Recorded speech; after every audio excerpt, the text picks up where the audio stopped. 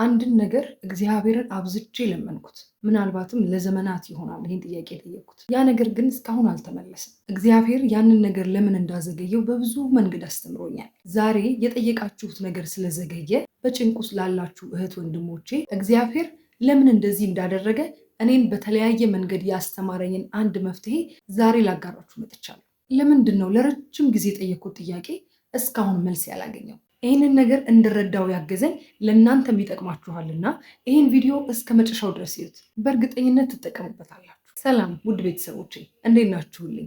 እኔ በጣም ደህና ነኝ፣ እግዚአብሔር ይመስገን። ይህ ዩቲዩብ ነው። በመንፈሳዊ ህይወታችን አብረን የምናድግበት መንፈሳዊ ቻናል ነው። የዩቲዩብ ቤተሰብ የሆናችሁ ሁላችሁ ሁልጊዜም እንዳስለመዳችሁኝ ቪዲዮ ላይክ በማድረግ መጀመርና ለብዙ የእግዚአብሔር ቤተሰቦች እንዲዳረስ ሼር ማድረግ አትርሱ። ለዚህ መንፈሳዊ ቻናል አዲስ የሆናችሁ ደግሞ የደውል ምልክቷን በመጫን የዩቲዩብ ቤተሰብ እንድትሆኑ በፍቅር ጋብዛችኋለሁ። እውነት ለመናገር ዛሬ እዚህ ቦታ ላይ ቁጭ ያልኩት የመጽሐፍ ሪቪው ለመስራት ነበረ።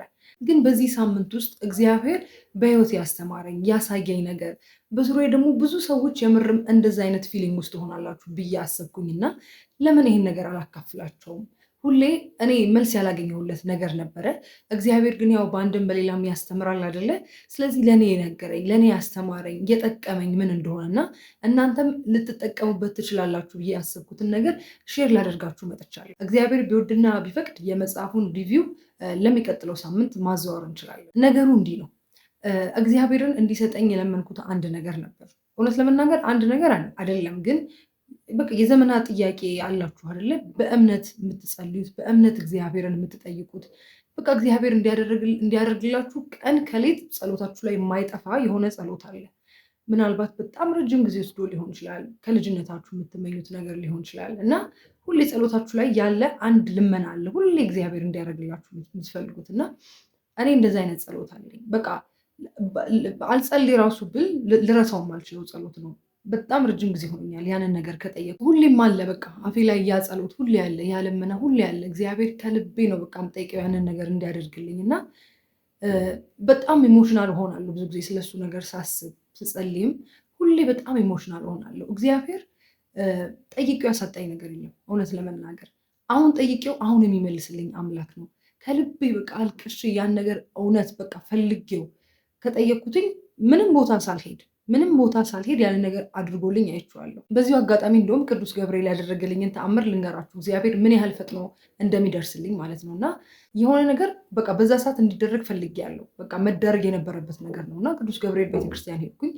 ቅዱስ ገብርኤል በጣም ቅርብ ወዳጄ ነው እና በቃ እንደ ጓደኛ እንዴት ብዬ ልንገራችሁ፣ በቃ አንድ ነገር ከፈለኩ በቃ መሆን አለበት ብዬ ልክ ያዕቆብ ከእግዚአብሔር ጋር ታግሎ እንዳሸነፈ ካልባረከኝ አልለቅም እንዳለ እኔም ቅዱስ ገብርኤል ጋር ሲሄድ እንደዛ ነው መሆነው እና ያንን ነገር ወዲያውኑ ነው የፈለኩትን የለመንኩትን ነገር እና በቃ ከዚህ ግቢ ሳልወጣ ተደርጎ መስማት ነው የሚፈልገው። በስልክ ማወቅ የነበረብኝ ነገር ነው። ስለዚህ እዚህ ቦታ ሆኜ የትም ሳልሄድ ያ ነገር መደረግ አለበት፣ ካልሆነ አልወጣም አልኩት። አይኖ በጣም ዊርድ ሊሆን ይችላል፣ ግን በዚህ ደረጃ ነው ከቅዱስ ገብርኤል ጋር ያለኝ እምነትና በቃ ምልጃውን ይህን ያህል ነው የምተማመንበት እና ሳልወጣ ያ ነገር ተደረገ። ከዛ አመስግኘውን ባይን ጠርጌ በቃ አመሰግንሃለሁ ብዬው ተነስቼ ወጣው እና ይሄን ያህል ነው እግዚአብሔር ነገሮችን በፍጥነት የሚያደርግልኝ አስፈላጊ ሆኖ በተገኘ ሰዓት ማለት ነው። ይሄ አሁን የምለምነው ነገር ግን የምጠይቀው ነገር እንዳልኳችሁ ረጅም ጊዜ ሆኖኛል ይሄን ጸሎት ሳደርግ እና አሁን ሳስቡ ለምንድን ነው ግን እግዚአብሔር ይሄን ነገር ያልፈቀደው? ማለት ይህን ሁሉ ጊዜ እየጠየቅኩት ደግሞ ራሱ በቃሉ ብሎ የለ በእምነት የጠየቃችሁትን ነገር ሁሉ ትቀበላላችሁ ብሎ የለ ለምንድን ነው እንደዚህ ፈልጌ እየጠየኩት እንደዚህ ባይን እያፈሰስኩ ለምንድን ነው ይሄን ነገር ያላደረገልኝ ብዬ በጣም ብዙ ጊዜ አስባለሁ። አንዳንዴ እንደውም በቃ ልተው እንዲ ያልጸልየው እንዲ በጣም ስለፈለግኩት ይሆን ሁላ ብዬ አውቃለሁ።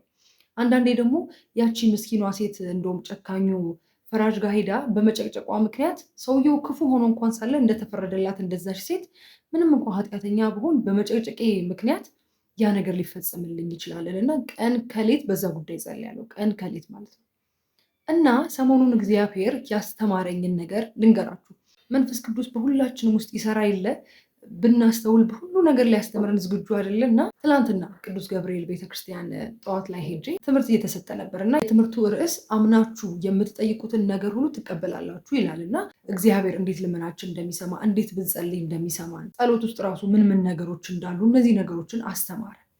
ከዛ ስብከቱ አልቆ ሰው ሁሉ ወደ ቤቱ ሄዶ በቃ ሁሉም ሰው ወደ ቤቱ ሄዶ ብቻዬን ቁጭ አልኩኝና አሰብኩት፣ ስለ ነገሩ በጣም አሰብኩበትኝ። ማለት እንዴት መጸለይ አለብን የሚለው ላይ ይህን ጥያቄ ስጠይቅ ሁሉም ነገር አካትቻለሁ። በቃ ከልቤ ነው የምጸልየው፣ በእምነት ነው የምጸልየው፣ የእግዚአብሔርን ፍቃድ ጠይቄያለሁ። እንደገና ደግሞ ንስሐም ገብቼ ሊሆን ይችላል የምጸልየው። ብቻ ይሄ በቃ እንዴት እንጸልይ ብሎ ያነሳቸውን ነጥቦች በቃ በተወሰነ መልኩ እንዳሟላው ይሰማኛል። ታዲያ ለምንድን ነው ይሄ ነገር ያልተደረገው ብዬ ሳስብ ምን ትዝ አለኝ? ለምሳሌ አንዲት እናት ልጅ ትፈልጋለች። ልጅ ፈልጋ ልጁን መድኃኔዓለም ያው እንዲሰጣት ትጠይቃለች። ልጆች የእግዚአብሔር ስጦታ ስለሆኑ በምትጠይቅ ጊዜ እቺ ሴት ወዲያውኑ ልጅ አይሰጣትም አይደለ? በጣም ብዙ ፕሮሰስ አለው። 9 ወር ሆዷ ውስጥ መቀመጥ አለበት። ይሄ ልጅ 9 ወር መቆየት አለበት። አሁን ልጅ ስጠኝ ስላለች አሁን ልጅ አይሰጣትም።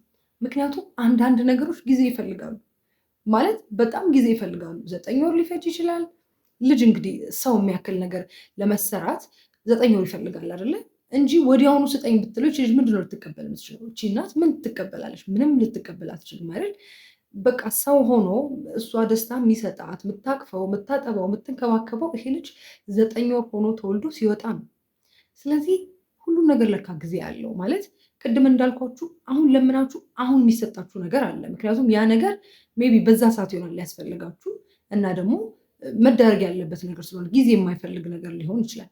አንዳንድ የምንጠይቃቸው ነገሮች ግን ልክ እንዳሁኑ እንደ ልጁ ጊዜ የሚፈልጉ ናቸው።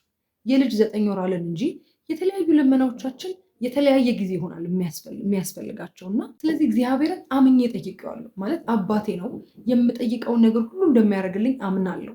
ምክንያቱም የምድር አባቴ እንኳን የምጠይቀውን ነገር ይሰጠኛል። ክርስቶስም ራሱ ብሏል አይደለ?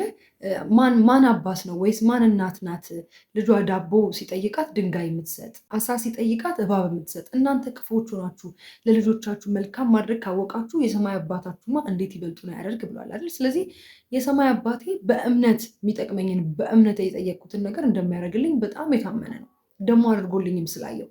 ስለዚህ ምክንያቱ ምንድን ነው ብዬ ሳስብ እኔ የጠየቅኩት ነገር ጊዜ የሚፈልግ ነገር ነው። በቃ ማለት አሁን መሆን ያለበት ነገር አይደለም፣ ጊዜ ይፈልጋል። እግዚአብሔር ደግሞ በጣም የሚደንቀኝ አሰራሩ በጣም የተለየ ነው የእግዚአብሔር አሰራር። እኔ ለምሳሌ አሁን እዚህ ጋር ቁጭ ብዬ ቪዲዮ ስሰራ ብዙ ጊዜ ልናገረው እችላለሁ ይሄን ነገር። በቃ ይሄን መልእክት ይሆናል ለእናንተ ላስተላልፍላችሁ የመጣሁት አይደለ? እግዚአብሔር ግን የሚሰራው ነገር በአንድ ድንጋይ ብዙ ወፍ ነው የሚመታው። እግዚአብሔር ማለት በቃ ያቺ ትክክለኛዋ ሰዓት ላይ ስትሆን ያቺ ነገር ብዙ ነገር የምታሳካ ትሆናለች። በጣም ብዙ ነገር የምታሳካ እና የእግዚአብሔር ታይሚንጉ ፐርፌክት ነው የሚባለው ለዚህ ነው። በቃ ሁሌ ትክክል ነው። ሁሌ እግዚአብሔር ሰዓቱ ትክክል ነው። በቃ እንደኛ አይደለም። ለምሳሌ እኔ የሆነ ቦታ አርፍጄ መሄዴ ቢሆን ጥቅም ያለው እኔ ግን በቃ ስለማላቅ በቃ ፈጥኜ መሄዴ የሚጠቅም ይመስለኝና ቸኩዬ ልሄድ ይችላል። እግዚአብሔር ግን እንደዛ አይደለም። በ7 ቀን እሱ በፈቀዳት ቀን አንድ ነገር ሲሳካ አንድ ነገር ብቻ አይደለም የሚሳካው። በዛ ምክንያት በጣም ብዙ ነገሮች ይሳካሉ። በጣም ብዙ ነገሮች። ለምሳሌ በቀላሉ ለማስረዳት እኔ ከዚህ ተነስቼ የሆነ ቦታ ሲሄድ እዛ ቦታ መሄዴ ብቻ አይደለም የሚፈለገው። ወይ በመሀል ብዙ ማሳካቸው ነገሮች፣ ወይ ሰው ልጠይቅ እችላለሁ፣ ለሰው ቃል አደርስ እችላለሁ፣ የሆነ አስፋልት የሚሻገር ሰው ላሻግር እችላለሁ፣ አይነ ስውር ብዙ ነገሮችን እየሰራሁ እሄዳለሁ አይደለ? የእግዚአብሔር ማሰራር ልክ እንዲህ ነው። በአንዴ ብዙ ነገሮችን ነው የሚሰራው፣ በጣም ብዙ ነገሮችን እና የእግዚአብሔር ታይሚንግ በጣም ፐርፌክት ነው። በቃ ትክክለኛ ነገር ነው እና እግዚአብሔር ያንን ነገር በልብ ያስቀምጠውና ስለዚህ ልጅ እኮ 9 ወር ይፈልጋል አይደለ? ሰው ታሞ ወዲያው ሚድን ሰው አለ። አንዳንዴ ደግሞ ሌላ የሰውነቱ ክፍል በደንብ መበርታት በደንብ እንዲሻለው ስለሚያስፈልግ አንዳንዴ የመዳኑ ጊዜ ሊረዝም ይችላል። ለምሳሌ አንድ ሴት እንጀራ ስትጋግር ሊጡን አፈሰሰችው እና ወዲያው እንጀራ አትጠብቅም አይደለ? የሚበስልበት ጊዜ ያለው ትከድነዋለች። ትንሽ ቆይታ እንጀራ የሚበላ እንጀራ ታወጣለች። ሁሉም ነገር ጊዜ ያለው የሚባለው ለዚህ ነው እና እኔ የጠየኩት ነገር ጊዜ እንደሚያስፈልገው እግዚአብሔር አስረዳኝ። ይሄን ልቤን እንዴት እንዳሳረፈው። ምክንያቱም ብዙዎቻችን እግዚአብሔር የማይሰማ አድርገን ነው ምንደመደበው እንጂ ጊዜ እንደሚያስፈልገው እንኳን አንረዳም። እኔ ቶታሊ ነገርየው በቃ ጊዜ አያስፈልገውም። ለምንድነው አሁን ማታደርግልኝ?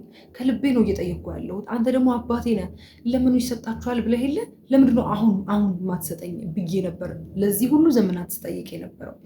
ለካ እኔ የምጠይቀው ነገር ጊዜ የሚፈልግ ነገር ነው እንጂ እግዚአብሔር የሚከለክል አምላክ፣ የማይሰማ አምላክ፣ ከኛ ሩቅ የሆነ አምላክ ሆኖ አይደለም። የእሱ ታይሚንግ የእሱ ጊዜ ትክክልና ፐርፌክት ስለሆነች ነው ጊዜ የሚያስጠብቀን። ይህን ምላችሁ በብዙ አጋጣሚ እናንተም እንደዚህ አይነት ነገሮች ልትሆኑ ትችላላችሁ። ለዘመናት የጠየቃችሁት ጥያቄ ሊኖር ይችላል። ምናልባት እድሜ ልካችሁ የምትለምኑት ሁሌ እንዲደረግላችሁ የምትፈልጉት የሆነ ጸሎት የሆነ ልመና አለቻችሁ። ግን አሁን ካልተደረገ አትበሉ። ምክንያቱም ልጅ ሆኖ የሚወጣው 9 ወር ሲሞላው ነው። የእናንተም ጥያቄ የእናንተም ልመና እውነት እናንተን የሚጠቅማችሁ ሆኖ የሚመጣው የተወሰነ ጊዜ ሲወስድ ነው። ጊዜው ሊለያይ ይችላል። የአንዳንዱ 6 ወር፣ የአንዳንዱ ዓመት፣ የአንዳንዱ 3 ዓመት ብዙ። ቅዱስ ዳዊት በነገራችን ላይ እግዚአብሔርን ደጅ ጠናሁት እርሱም ዘንበል አለልኝ ብሎ የጸለየው ጸሎት 90 ዓመት ነው የፈጀበት። አብርሃም 100 ዓመት ነው የፈጀበት። ልላችሁ የፈለግኩት እንደዚህም እግዚአብሔርን በእምነት የሚጠብቁ ሰዎች ነበሩ። እኛ ምናልባት እግዚአብሔር ደካማነታችንን ስለሚያውቅ ይህን ያህል ሊያስጠብቀን ይችላል።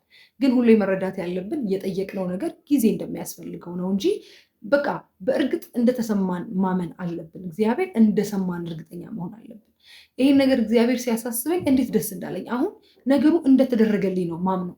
የጊዜ ጉዳይ ነው እንጂ ነገሩ እንደሚፈጸም አምኛለሁ። በእርግጠኝነት ነው የምላችሁ። በቃ የጊዜ ጉዳይ ነው እንጂ እኮ እግዚአብሔር የለመንኩትን ሰምቶኛል። ይሄ ወደ ምስጋና እንድትዞሩ ያደርጋችኋል። ይሄ ለምን አሁን አልሆነም ከማለት ከጭቅጭቅ ወጥታችሁ አንተ እንደምታደርገው አድርገው፣ አንተ ጊዜ እየጠበክ እንደሆነ አምናለሁ፣ እንዳደረግከው ኦልሬዲ አምናለሁ ብላችሁ ወደ ምስጋና ትዞራላችሁ ማለት ነው። ስለሆነም እግዚአብሔር ይሰማል፣ በጊዜው ይሰራል። እግዚአብሔር የዘገየ ይመስለናል እንጂ ማንም አይቀድመው። የእሱ ጊዜ ደግሞ ሁሌም ትክክለኛዋ ጊዜ ናት፣ ሁሌም ወሳኟ ጊዜ ናት እና አሁን ካልሆነ የምንል ሰዎች በዚህ እንድንማር ለማለት ነው ይሄን ቪዲዮ የሰራሁላችሁ። እኔን ወደ ምስጋና ፊቴን እንድመልስ ያደረገኝ እግዚአብሔር እንደሰማኝ እርግጠኛ ያደረገኝ ሀሳብ ይሄ ነው። ብዙዎቻችሁ እንደሚጠቅማችሁ ተስፋ አደርጋለሁ። በዚህ ጉዳይ ላይ እግዚአብሔር እያንዳንዳችንን እንዳልኳችሁ ያስተምረናል እና እናንተ የተማራችሁትን ይሄ ነገር ገጥሟችሁ ከነበር እንዴት እንዳሳለፋችሁት፣ እንዴት እግዚአብሔር በነገሮች እንደመከራችሁ ኮመንት አድርጉልንና እንማማርበት። እግዚአብሔር ቢፈቅድ በሚቀጥለው ደግሞ ወደ መጽሐፍ ሪቪዋችን እንመለሳለን። እጅግ በጣም የወደድኩት ጾም ከመያዙ በፊት ያነበብኩት መጽሐፍ ነው። አሁን ለዚህ ለአብይ ጾም በጣም ሁነኛ መጽሐፍ ነው። ስለዚህ እግዚአብሔር ቢረዳን በሱ ሪቪው ደግሞ እንገናኛለን። እስከዚያው ድረስ ሁላችሁም በያላችሁበት ሰላም ሁኑልኝ። ወላጆች ዛሬ ለእናንተ የሚሆን ትልቅ የምስራች አለኝ። ልጆቻችሁ ከ5 እስከ 10 ዓመት የዕድሜ ክልል ውስጥ ካሉ ይሄ ቪዲዮ ይጠቅማቸዋል። በእግዚአብሔር ቸርነት በቅርቡ እንደ አዲስ በጀመርነው ልጆችን የማስጠናት መርሃ ግብር እናንተ ወላጆችን የሚያሳርፍ ቆንጆ መላ ዘይደናል። ማስጠናቱ ማዕከል ያደረገው ዓለማዊውን ትምህርት ብቻ ሳይሆን ልጆች ገና በለጋ ዕድሜያቸው ከእግዚአብሔር ጋር እንዲጣበቁ የሚያደርጋቸውን መንፈሳዊ ተግባራት ሁሉ ያካተተ ነው። ልጆቹ እኛ ጋር ሲመጡ መጽሐፍ ቅዱስ የማንበብ፣ የመጸለይ፣ አስራት የማውጣት ተግባራትን በልካቸው ይማራሉ። በዚህ ዕድሜያቸው በዓለማዊውም በመንፈሳዊም ትምህርት ተገንብተው እንዲያድጉ ከፈለጋችሁ አንድ ስልክ ብቻ መደወል በቂ ነው። እናንተ ስራችሁን ስሩ። የልጆቻችሁን የትምህርት ጉዳይ ደግሞ ለኛ ተውልን። ሁሌም እንደምንለው ክርስቲያናዊ መንፈሳዊነት ዘላለማዊነት ነውና እግዚአብሔር ለንስሐ ለቅዱስ ቁርባኑ አብቅቶን ለምንናፍቃት ተስፋ ለምናደርጋት መንግስቱ የበቃን ያደርገን።